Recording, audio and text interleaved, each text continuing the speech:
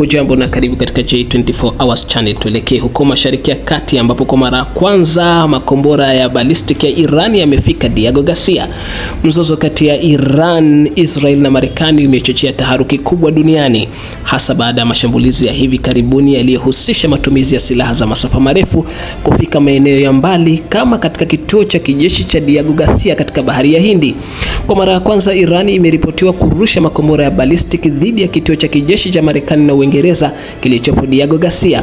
Shambulio hili limezua hofu mpya, kwani limeonyesha kuwa Iran ina uwezo wa kupiga shabaha za mbali zaidi ya kilomita 4,000, jambo ambalo hapo awali lilidhaniwa kwamba haliwezekani.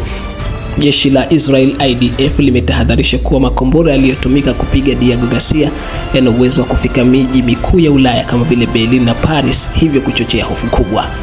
Uingereza imeeleza wasiwasi wake wa kuingizwa kwenye vita baada ya vituo vyake kutumika kuratibu mashambulizi dhidi ya Iran.